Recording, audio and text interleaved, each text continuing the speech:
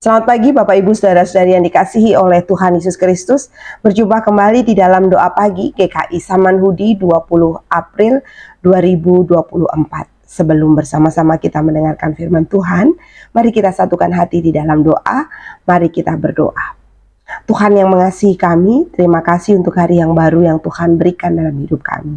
Dan sekarang ya Tuhan, sempurnakanlah hari kami ini dengan Engkau sendiri yang mau mendengarkan sabda kebenaran firman Tuhan. Mari berkata-katalah atas kami, karena kami anak-anak-Mu di tempat ini bersedia untuk mendengarkannya. Di dalam Kristus kami berdoa dan bersyukur. Amin. Firman Tuhan pada pagi hari ini diambil dari Mazmur pasal 23. Demikian firman Tuhan. Mazmur Daud. Tuhan adalah gembalaku, takkan kekurangan aku. Ia membaringkan aku di padang yang berumput hijau. Ia membimbing aku ke air yang tenang. Ia menyegarkan jiwaku. Ia menuntun aku di jalan yang benar oleh karena namanya. Sekalipun aku berjalan dalam lembah kekelaman, aku tidak takut bahaya, sebab Engkau besertaku. Gadamu dan tongkatmu itulah yang menghibur aku. Engkau menyediakan hidangan bagiku di hadapan lawanku. Engkau mengurapi kepalaku dengan minyak, pialaku penuh melimpah. Kebajikan dan kemurahan belaka akan mengikuti aku seumur hidupku, dan aku akan diam dalam rumah Tuhan sepanjang masa. Bapak Ibu yang terkasih, pada tahun 2016 saya mendampingi remaja peranan dalam kegiatan camp remaja GKI Samanhudi yang bertemakan Crossroad. Dan camp ini sungguh-sungguh menjadi crossroad buat saya. Bukan karena materi yang ada di dalamnya, tetapi karena perjalanannya. Hari kedua camp ketika dilaksanakan, saya terpaksa harus pulang ke Jakarta karena ada tugas yang harus saya selesaikan. Nah, pada saat itu para remaja sedang kumpul untuk doa pagi. Saya sudah menenteng tas saya di punggung.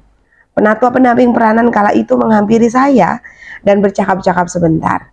Loh, Kak Tika pulang ke Jakartanya naik apa? Lalu dengan segera saya mengatakan, saya pulang naik Trans Jabodetabek.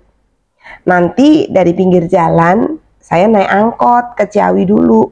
Baru saya naik Trans. Tanpa ragu-ragu, rekan penatua ini kemudian segera menawarkan bantuan kepada saya.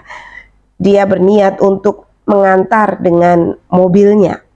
Namun secepat kilat, saya menolak tawarannya. Saya tidak enak karena jika beliau mengantar saya, maka tugas mendampingi para remaja ini jadi tinggalkan. Sementara saya merasa perjalanan kemarin dari pinggir jalan ke lokasi camp itu tidak terlalu jauh. Rasanya hanya 2 kelokan. Jadi saya bersikeras untuk tetap jalan kaki menuju pinggir jalan tempat saya menunggu angkot. Kala itu matahari belum terbit, tapi langit seolah mengatakan bahwa sebentar lagi matahari akan muncul. Saya berjalan dengan semangat. Namun lama-kelamaan saya mulai khawatir. Kok jauh sekali? Rasanya kemarin pas berangkat naik mobil bareng anak-anak remaja ini gak sejauh ini. Rasanya hanya 2 kelokan, tapi kok tidak muncul-muncul juga penampakan jalan Cisarua itu. Rasanya kemarin tanjakannya tidak tinggi, ini kok 45 derajat. Nafas saya mulai memburu, saya terengah-engah, leher saya tercekat oleh karena haus. Saya tidak membawa botol minum lagi. Dan saat itu sedang puasa, tidak ada warung yang buka sepagi itu. Saya mulai lemes, saya mulai berdoa. Aduh Tuhan, ini kok ya berat banget ya. Aduh Tuhan, ini sampai kapan nanjaknya? Mulailah saya menyalahkan diri sendiri. Rupanya ini bukan hanya 2 kelokan, tapi berkelok-kelok. Dan bukan hanya berkelok-kelok, tapi tanjakannya juga sangat luar biasa. Pikiran saya mulai macam-macam. Duh, ini kalau saya pingsan bagaimana ya? Aduh, ini kalau saya kemudian nanti mati di tengah jalan bagaimana ya? Semua pikiran bercampur menjadi satu. Saya hanya bisa melangkahkan kaki. Entah kekuatan dari mana, saya hanya terus berjalan. Dan tidak lama tiba-tiba saya mendengar suara, "Neng, Ciawi Neng." Puji Tuhan, saya sudah di pinggir jalan Cisarua.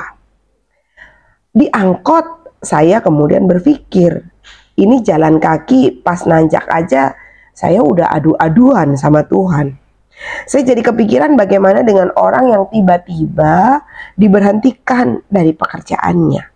Bagaimana dengan mereka yang tiba-tiba ditinggal pulang ke rumah Tuhan oleh kekasih hatinya.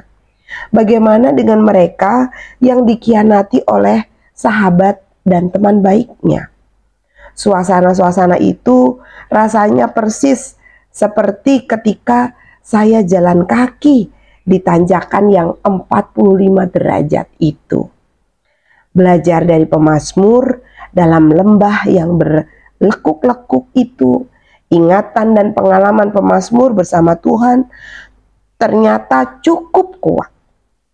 Saat ia dikepung oleh para musuhnya, ia masih bisa melangkahkan kaki. Dalam situasi yang sangat buruk dan terjepit, pemazmur merasakan tuntunan dan bimbingan Tuhan. Gada yang biasa digunakan para gembala untuk menunjukkan arah bagi para dombanya, kini dirasakan olehnya. Tuhan yang memegang gada. Pemazmur hanya merasa dibela sama Tuhan. Itu sebabnya dalam situasi yang buruk dan terjepit, ia tetap merasa aman.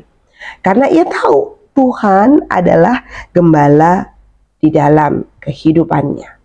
Bapak Ibu saudara-saudari yang terkasih, jalan kehidupan kita itu tidak selalu lurus. Roda kehidupan selalu bergerak. Bisa jadi pengalaman saya berjalan di jalanan yang menanjak dan berkelok tadi juga sedang kita hadapi. Seolah hidup kita sedang nanjak, berat, dan ingin menyerah. Sakit lutut yang sudah bertahun-tahun, penyakit-penyakit yang nggak pergi-pergi dari tubuh kita, terus ada selama bertahun-tahun pula. Kondisi keuangan yang tiba-tiba turun drastis, relasi anak dengan orang tua yang seolah kok kayak Tom and Jerry. Dan situasi ini mungkin membuat kita ingin menyerah, mengeluh setiap saat, dan mungkin juga menyalahkan diri sendiri. Firman Tuhan hari ini menguatkan kita. Tuhan adalah gembala kita. Saat situasi kita buruk dan jalanan menanjak, gadanya menuntun dan membela kita. Di hadapan orang-orang yang merancang yang buruk akan hidup kita, di hadapan orang-orang yang membenci kita tanpa alasan, Tuhan membela kita. Jadi nikmat apa lagi yang kita dustakan? Dalam jalanan yang menanjak ini, bekalnya cuma satu kok, yaitu percaya bahwa Tuhan beserta kita. Dan kalau sudah percaya, fokus untuk terus melangkah. Fokus untuk terus mengerjakan apa yang Tuhan percayakan di tangan kita ini dengan sepenuh hati. Sampai pada akhirnya kita sampai di tempat tujuan kita. Kiranya dalam setiap tanjakan dan keelokan kehidupan kita, kita terus merasakan kehadiran Tuhan yang selalu dekat dengan kita. Amin. Mari kita berdoa.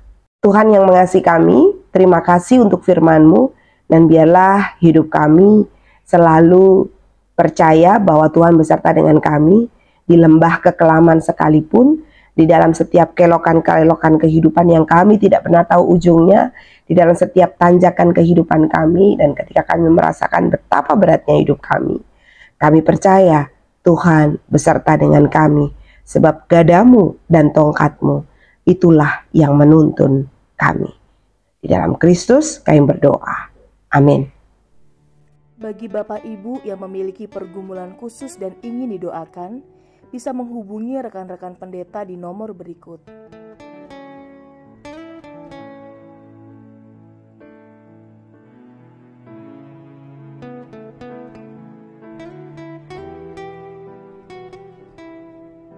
Tuhan Yesus memberkati.